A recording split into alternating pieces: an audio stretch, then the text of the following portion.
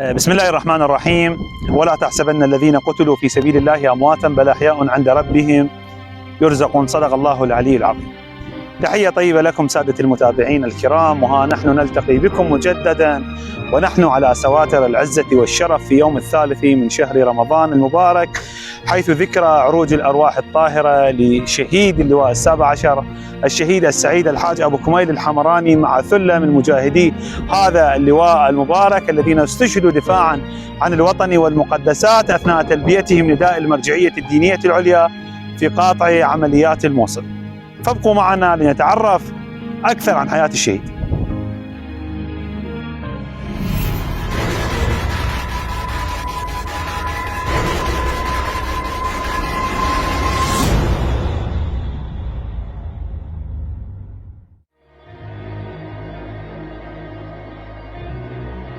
ما غابوا عن العيون قط، وما رحلوا عن البال أبدا، بل ما زالت صور بطولاتهم معلقة على جدران ذاكرة التاريخ، وما زال شريط ذكرياتهم يمر من أمام أعيننا في كل لحظة وحين.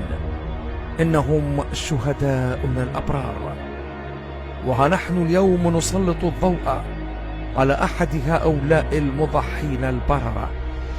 إنه الشهيد السعيد البطل عبد العباس عبد السادة الحمراني، المكنى أبو كميل الحمراني. هذه حقيقة يعجز الإنسان حينما يتكلم عن الشهداء، لأن وصف الشهداء أنهم شهداء في حياتهم قبل أن يكونوا شهداء في واقع الأمر. الحاج أبو كميل رحمة الله عليه من الأعمدة الشامخة الراسخة في الأرض في ميدان الجهاد. كان مجاهدا من الرعيل الأول من المجاهدين المقارعين للنظام البائد، وكان ضابطا عسكريا كذلك، والملبي من الملبين الأوائل لفتوى سيدنا المرجع دام ظله الشريف. كل ما ندخل عمليات أو فد مكان نتذكره الصراحة. شوف إنه مكان الشهيد أبو كميل يعني إلى تأثير. وعندما أطلقت المرجعية الرشيدة فتوى الجهاد الكفائي لإنهاء الاحتلال الداعشي لبعض مدننا العزيزة، التحق أبو كميل الحمراني مسؤولا لمحور حمرين، وبعدها مسؤولا لاستخبارات وأمن اللواء السابع عشر ضمن تشكيلات هيئة الحشد الشعبي المجاهد، ليكتب مع أبطال اللواء حروف يوم النصر العراقي وتحرير مدننا المغتصبة من براثن الإرهاب واحتياطه في هذه الأمور، إلا أنه كان مقداما في ساحة المعركة، يتقدم المجاهدين هرولة باتجاه الشهادة.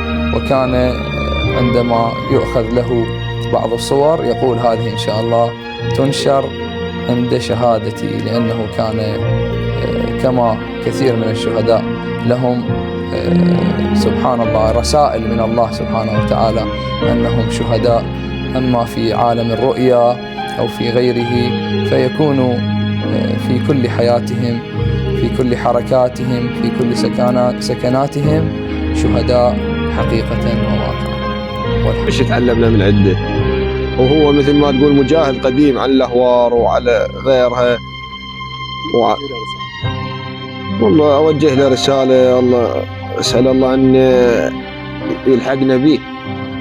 شهيد بطل وقاد هاي المعارك كلها، والله وأنا أشوفه دوم بالمعارك إنسان شجاع، يعني لا يهاب الموت ولا عنده أي مهابة من الموت.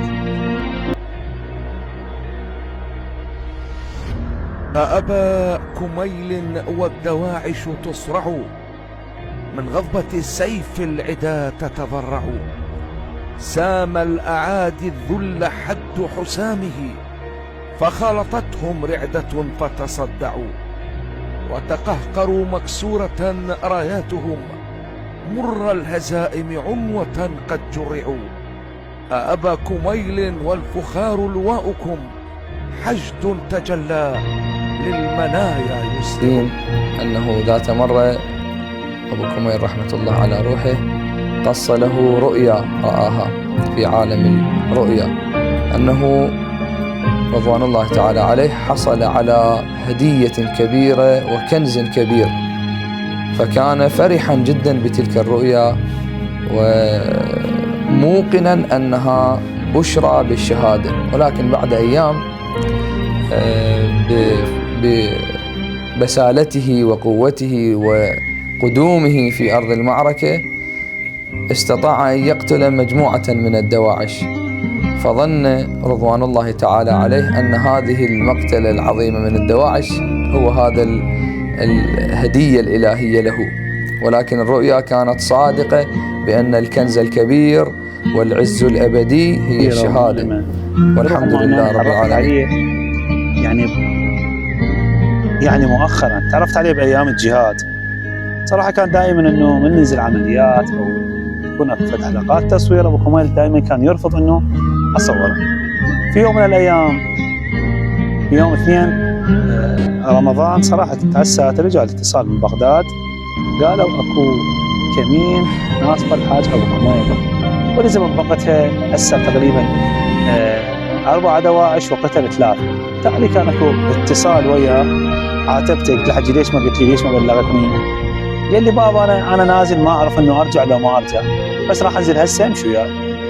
بالتالي كانت معدات التصوير ويانا، التقطت له عده صور. فنص العباره رحمه الله على روحه قال لي حويدر قص صور، وريد الصور شكو صوره موجوده اعطيني اياها حجي بخدمتك. قال لي انا اكو واحد حلم بي كأنه محصل كنز ثمين وكنت متوقع الشهادة، لكن بعد انه هاي الحادثة ما اعتقد انه شهادة بقدر ما انه هي هاي الكنز الثمين اللي حصلته. وفي شهر رمضان الكريم من العام 2017 وتحديدا في اليوم 3 من الشهر الفضيل، حيث كان شهيدنا صائما يتضرع إلى الباري سبحانه، وردت إلى مسامعه أخبار تفيد بسقوط أحد المواقع واستشهاد بعض من المجاهدين فيه ومحاصرة البعض الآخر. يقال إنه ركض حافيا من دون سلاحه نحو أولئك الشباب لينقذهم، لكن كل شيء كان قد انتهى في ذلك الغروب، فقد كان آذان الإفطار في ذلك اليوم الرمضاني وإذان بالرحيل إلى جوار الرفيق الأعلى، فاعتلى المجاهد أبو كميل الحمراني صهوة الشهادة وانطلق بها إلى جنان الخلد شهيدا سعيدا خالد الذكر والأفعال. صدمة طبعا، صدمة كانت حقيقة لا يعوض. إن كان أخلاق ما لا يوصف بالأخلاق، تدينا لا يوصف بالتدين، حقيقة رجل رحمة الله عليه. والحمد لله رب العالمين رزق الشهادة، ونسأل الله سبحانه وتعالى أن يلحقنا بهم في ركب الشهداء ومع سيدنا سيد الشهداء صلوات الله وسلامه عليه.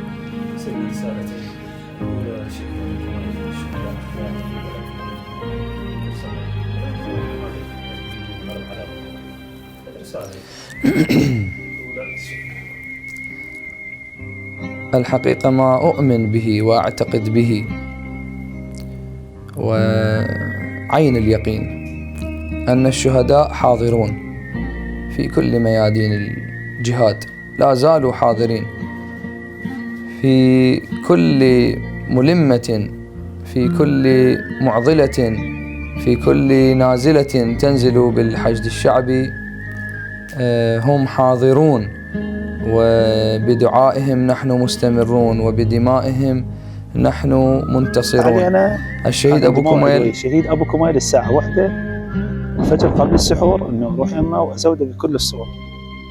صراحة وأنا على موعدي إنه كنت متوجه من العجلة إلى مقر حاج أبو كميل، كان أكو نداء إنه يتوجه إلى تلزلط أكو تعرض، بعدها انه انا صراحه توجهت بعد ما انه صارت الاحداث والتعرض. حقيقه انه انا شخصيا كنت صورت وثقنا البطولات لابناء هذا اللواء المبارك، من ضمنها انه مريت على تقريبا شهداء 2 أو 3 خطيتهم، قرينا الفاتحه لهم، كنت موثق بالتصوير. والله كان ابو كميل من ضمنهم مات. وانا كل يعني دخولي للعمليات من الساعه تقريبا 1 بدا التعرض الى ان خلص الساعه ب 11 الظهر، وانا عيني وين ابو كميل اريد اشوفه، الله شاهد ورسول. بعد ما خلصت العمليات اسال على ابو كميل، اتفاجئت بوحده من لقطات التصوير شفت ابو كميل. فصراحه خساره، هي خساره للحشي، خساره للمكان، حقيقه افتقدناه. فسلام عليه يوم ولد ويوم استشهد ويوم يبعث أحياء. الرحمة والرضوان لروحه الطاهرة وللثلة المباركة الطاهرة التي عرجت إلى جنان الخلد في مثل هذا اليوم. صلى الله سبحانه وتعالى الثبات بإذن الله تعالى.